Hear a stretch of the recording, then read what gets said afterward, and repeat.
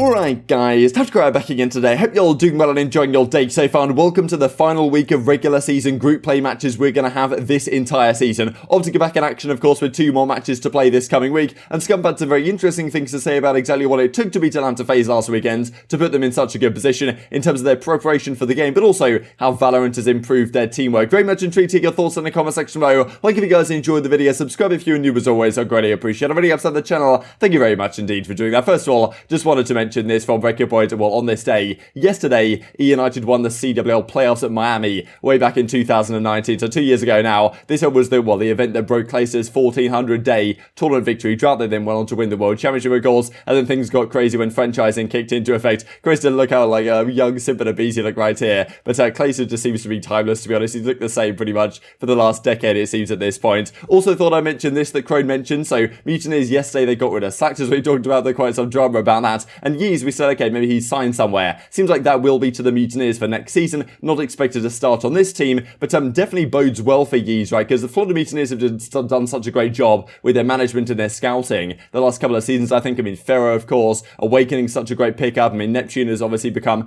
a phenomenal player for them, and it certainly bodes well that Yeez is going to be maybe the next player along those lines. And I think a lot of people have been saying the same thing, watching the Challengers side of things. Wanted to mention this as well, because 100 Thieves did this cool video. The Los Angeles Seas video guy asked me, maybe like last week sometime, to do a little piece for this, so it was cool to do a little collaboration with Mars, Los Angeles Thieves. If you guys haven't watched it yet, maybe go check it out. Always a good time. I'm happy to do anything else. Maybe you can do something in person at some point if, any of us in the UK can ever get out to the States again. The situation in the world right now isn't exactly ideal, but still, cool to see nonetheless. Hope you guys enjoyed that one. And I did want to mention this as well, because it is definitely relevant, I think, to competitive Call of Duty. Some serious allegations, and honestly some, really sickening stuff. I won't, share all of it on screen. I'll leave the links down below if you guys want to check out, some of the more horrific things. But yeah, some genuinely disgusting allegations coming out against Activision Blizzard. And who's surprised at the end of the day? This is Activision Blizzard. This is I don't know. It just feels like these top companies that are always talking about how virtuous they are and how well they treat their employees and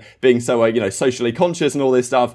Oftentimes behind the scenes there's some serious stuff going on. Happened with Riot Games as well. I think you guys might remember a little bit ago. So there was some serious allegations coming out. I'm pretty sure the investigation started back in 2018, and Activision have responded with a lengthy statement saying they rushed to file this inaccurate complaint. But CharLy Intel talking about it right here. The California state government has filed a lawsuit against Activision Blizzard for some truly horrifying workplace practices, including what the lawsuit alleges as frat culture at work. And you can just see right here. I guess I'll just bring it up on screen for you guys, at least this one. This is by no means the worst of the bunch, let's just say. But if you guys would like to check the entire thing out, I'll leave a link down below. People have been calling to boycott their games and stuff like this. It's just that, stuff like this going on is just not a great look for Activision Blizzard, of course, understandably so. Hopefully the victims of stuff like this get the justice that they deserve. But it paints their games in a bad light and takes their focus away, I imagine, to some degree from what they could be working on, which would be improving the Call of Duty League, which is, I'm sure, something we'd all like to see. So yeah, genuinely kind of shocking, horrific type stuff. As I say, I'll leave the link to the more disturbing stuff down below, but I didn't necessarily want to share it with you guys if you want to stay in a good mood, let's just say, on this fine Thursday. So let's talk about this then, right? So a few days ago, Scump and the OpTic's guys, of course, finally get their triumph over against Atlanta FaZe. And it was interesting to see that coming into this series, they looked like a different team, to be honest. Obviously, they've been improving as of late. They seem to be particularly good now here at Stage 5. They've got a great chance later today and, really later this week to lock up that #1 seed for the Major, which is going to be really important, right? Because if you get the #1 seed, just how FaZe have done a lot of times this season, they go in as the first seed from their group. They then, come out, you only have to win 3 series, right? You win 1 series, you get to top 3. You win 1 series, you get to grand finals. Then you win the grand finals and you won the entire tournament. So, and that would be, the top 3 would be a pretty damn good placing for OpTic, given where they've been so far this season. So if they can lock up the #1 seed, that's of course going to be pretty massive for them. And that's how FaZe have been having a lot of their tournament successes so far this season. But you can't really blame them, of course. That's just how the format works, to be honest. So okay, they play London, they play Los Angeles Seas. We'll look at that here in a few minutes time. But of course, it was this victory against FaZe which enabled them to get to that type of position. And Scump and Co were reviewing the games on stream a couple of days ago, and he was talking on the OpTic podcast about exactly what it took to get these guys over the line in this series, because they came into the first couple of times they played FaZe, they looked like they were shook, to be honest. And Scump describes it right here in this clip, saying, look, when we played against Atlanta FaZe the first couple of times, we either we weren't fully confident in ourselves, we weren't playing the right play style that it takes to actually take down Atlanta FaZe, and that's kind of what they did right here. So I'll share this on screen about what Scump has to say on the podcast about not being shook coming up against FaZe, but also what play style to play to take them down. You lose. Yeah. Nah, but we've just been getting better, and we we finally went into a series against them not shook. Yeah. That's like just what it came down to. Like Good. the last 2 times we played them, we were shook. Yeah, it looked good. I didn't see like no one choking or played out how it played out, and you guys. We played a good series. We just played how I said before the series. If we go in and play our game and not theirs, we will beat them. Yeah. But if you go in and you play their game, they're gonna beat you every time. If you go in and get frantic and just let them have gunfights, you're gonna lose every time. Yeah. But if you play calm and make the game come to you, then you have your best chance. It is crazy watching, like, every game kind of looks the same, like from behind your monitor or behind Matt's monitor, because that's the only way I can watch. Every game kind of looks the same except for FaZe. FaZe is just like, you're always weak. It's crazy. It's actually crazy. Like, just seeing you guys slide behind corners and like peek, and as soon as you peek, you're weak. Yeah, you got to finesse. They don't miss. So pretty interesting to hear they were discussing, okay, yeah, you've got to let the game come to you. You've got not got to like, rush them and play their play style. You just got to sit back, relax a little bit more and hold your angles and let those guys run into your bullets, which honestly was what they kind of did on the final Search and Destroy. And maybe some of that comes down to Valorant, right? Because this is what Dashy says, right? I'm thinking of Sesh tonight. Of course, a lot of the OpTic guys have been playing Valorant together, and that's, well, it's a type of game where you have to play your life very heavily. You don't want to die unnecessarily because then you lose your weaponry, and it's the same in Counter-Strike and stuff like this. And this type of gameplay can actually improve your Call of Duty run. And I kind of felt that when I was playing a lot of Counter-Strike, that actually improved my COD game because I was more disciplined in the way I played, especially Search and Destroy. So okay, Scump and Co obviously having a good time on Valorant as of late. I'll just play this clip right here when they were reviewing their game, saying, look, in that Search and Destroy especially, we were playing far more disciplined and focused as a team because we've been playing a lot of Valorant as of late. Yeah, no, nothing A. Site's clear. Yeah, site's clear. We're in a 4v1. We're like, we need these guns. We're broke. None of us are over challenged. We need these guns for next round. Oh, you're getting kills like that, Dill? Everything was going right. Look at that. Actually sounds like the bushes. Yeah, Valorant's paying off. I'm just playing my life as hard as possible. Yeah, round 11, I literally thought about Valorant in the middle of the round. Oh, I know you did.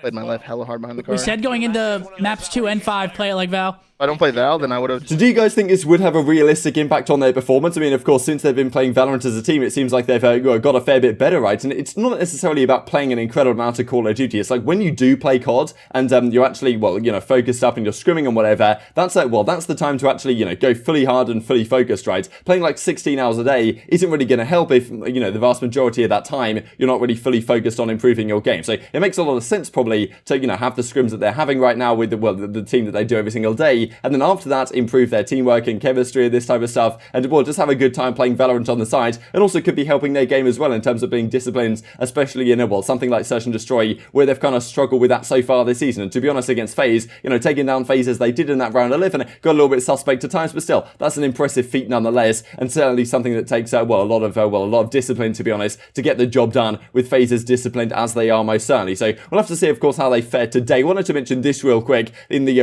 Blink Esports Nations Cup 2021 in South America. The grand finals, Mexico ended up winning it, so congratulations to these gentlemen. It's honestly really cool to see. They beat Ecuador here, as you can see, in the grand finals. This is something I think I'd love to see on a larger scale, right? If we could potentially do this for an actual World Cup, right? Which, of course, you'd have to do something about the US team because it would probably just be unfair. But you could have an English team, a Scottish team, a Welsh team, like that would actually work pretty well. A French team, of course, Spanish team. You could probably get a German team going because they certainly played COD a few years ago, and probably there's some still players over there that could compete at the very least. You'd probably have to do something with the US, like split it up like northeast, southwest. I don't really know what you'd have to do to make it fair, but something that you could certainly do, right? Like after the World Championships, let's just say, maybe you even start the season and bring it back a little bit earlier. Champs is a bit earlier than maybe it could be, even though probably right now is about a reasonable time, mid-August, late August, but then you have like another World Cup event maybe before or after Champs or something, just to make things interesting, right? I'm pretty sure they did that in the Overwatch League, easyMac was saying, so I think that they could do it, and if Activision want to put their focus on that, but as I say, maybe they've got other things to focus on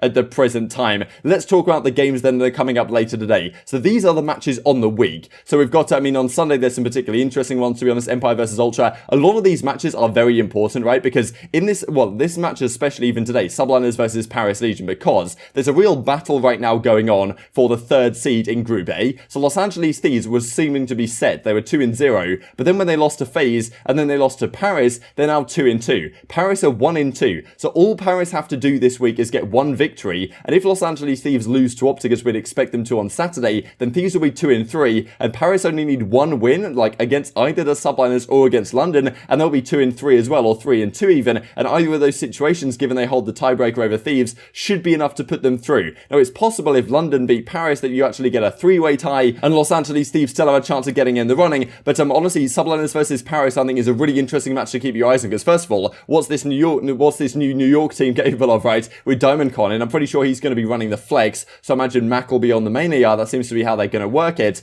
And well, how can they fare up against Paris today? Will they play a little bit looser and freer without a Clayster in the team anymore? But also, if Paris win that puts Thieves in a very difficult spot indeed to actually get winners bracket at the major, which is going to be pretty awful for them. And then you've got OpTic versus Ravens to finish off the day. Should be a pretty comfortable one for OpTic if they can come out and get the job done here. They're 4-0. They put themselves in a great position to lock up that #1 seed. But intrigued to get your thoughts on all this stuff in the comment section below. Hope you guys enjoyed the video. If you did enjoy it, I'd greatly appreciate a like on the video. It really helps out the YouTube record. I know you enjoy this content. Other people like you may enjoy this content as well. And I've grown the competitive Call of Duty community. Thank you much as always. Take care. And I will see you next time. That was not ideal, man. Black Van Week, Black. Oh, hell no! Van Week. You gotta be kidding me. I hope there's no Semtexes next year. I actually agree with you. Cause holy cow, it's unbelievable. It still says I'm stuck. It literally. What? Oh, we got an OpTic fanboy up in. Oh my god!